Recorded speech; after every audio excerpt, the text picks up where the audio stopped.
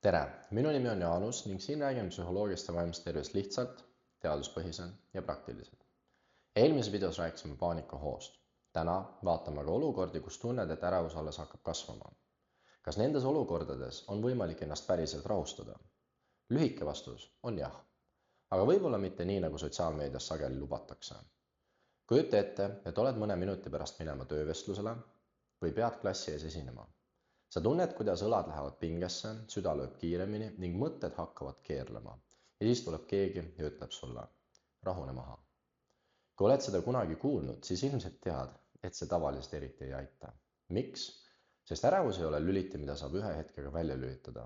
See on keha loomulik reaktsioon, aga seda reaktsiooni on võimalik mõjutada.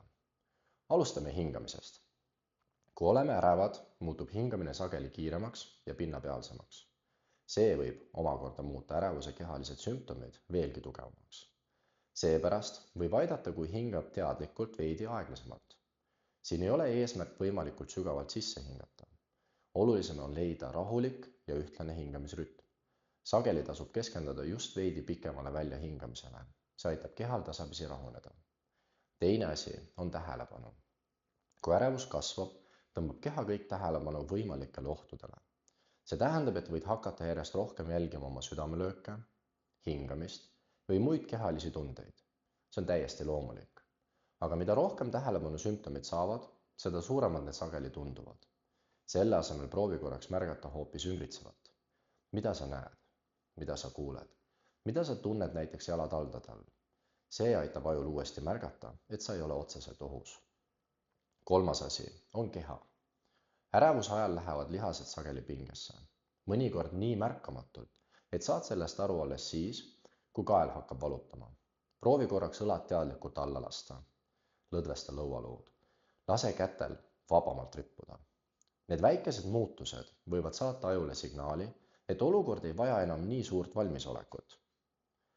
Neljas asi puudutab mõtteid. Ärevuse ajal kipub aju kiiresti ennustama kõige halvemat. Äkki ma teen end lolliks. Äkki kõik märkavad, et ma olen närvis. Äkki ma ei saa hakkama. Selliseid mõtteid ei ole vaja vägisi peatada. Sageli aitab rohkem see, kui sa küsid endalt. Kuidas ma seda tean? Või ma üritan lihtsalt endale midagi ennustada? Meie aju oskab väga hästi võimalikke ohte ette kujutada. See ei tähenda, et need kindlasti juhtuvad. Ja nüüd üks oluline tähelepanek. Paljud inimesed proovivad ärevust iga hinna eest võimalikult kiiresti minema peletada. Paradoksaalsel kombel võib see hoopis ärevust suurendada, sest iga kord, kui sa kontrollid uuesti, kas nüüd ma olen juba rahulik. Ja kohe, kui sa märkad, et vastus on ei, kasvab pinge veelgi suuremaks. Sageli on kasulikum võtta eesmärgiks mitte ärevuse täielik kadumine, vaid see, et sa saad oma tegevusega jätkata ka siis, kui ärevust on veel natukene olemas. Näiteks enne esinemist. Sa ei pea ootama, kuni tunned ennast täiesti rahulikult. Võib juhtuda, et alustadki kerge ärevusega ja see on täiesti normaalne. Paljud inimesed avastavad, et kui nad tegevusega pihta hakkavad, hakkab ka keha tasapisi rahunema. See ei tähenda, et need võtted eemaldavad nüüd ärevuse alati ja kohe. Ja see ei ole nende eesmärk. Nende eesmärk on aidata kehal ja ajul mõista, et praegune olukord ei vaja maksimaalset häireseisundit. Mõnikord piisab sellest, et ärevus muutub natukene väiksemaks ja sellest võib juba piisata, et teha ära see, mida on vaja teha. Kui sellest videost jääb meelde ainult üks mõte, siis olgu see järgmine. Sa ei pea võitlema iga ärevuse tundega. Sageli aitab rohkem see, kui õpid oma keha rahulikult suunama ja lubad ärevusel tasapisi mööduda. Aga ärevus ei ole ainus tugev emotsioon, mida inimesed vahel kontrollida püüavad. Ja kas emotsioon üldse peaks kontrollima või on olulisem õppida neid mõistma? Sellest räägime juba järgmises videos.